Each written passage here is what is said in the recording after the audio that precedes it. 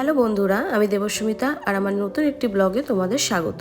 তো সকলেই বুঝতে পারছো গলাটা আমার বাজেভাবে বসে গেছে, তবুও জায়গাটা ভীষণ ইম্পর্টেন্ট আর তাই এই ব্লগটা করা, তোমাদের সাথে শেয়ার করা।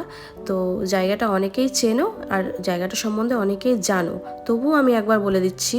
এটা হচ্ছে গুজরাটের আহমেদাবাদে সবরমতী নদীর তীরে মহাত্মা গান্ধী কর্তৃক 1917 সালে প্রতিষ্ঠিত হয়েছিল এই সবরমতী আশ্রম।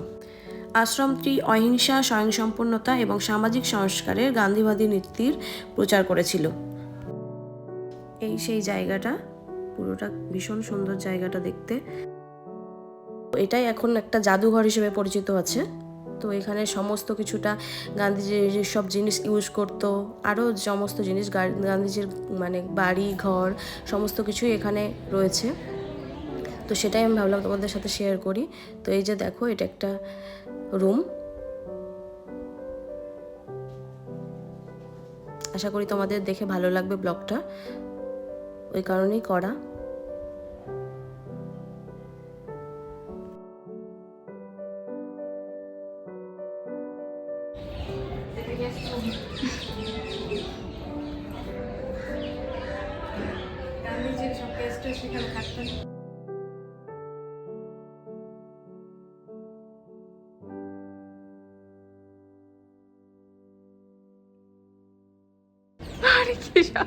আর ওইদিকে ওনার রুম আছে।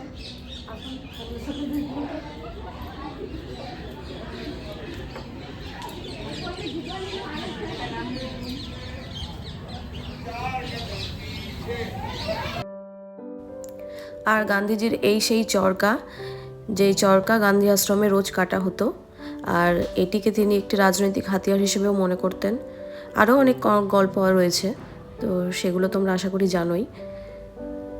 এটা হচ্ছে গান্ধীজির রুম। ওইদিকে কিচেন আছে। আর এটা হচ্ছে সেই মহাত্মা গান্ধীজির রান্নাঘর, যেখানে তিনি রান্না করতেন। আর সেইখানে সেই রান্নার সমস্ত সরঞ্জামগুলো এখনও রাখা রয়েছে সুন্দরভাবে সাজিয়ে। তো এই যে দেখো, সমস্ত কিছু জিনিসপত্রগুলো রাখা রয়েছে এখানে। তার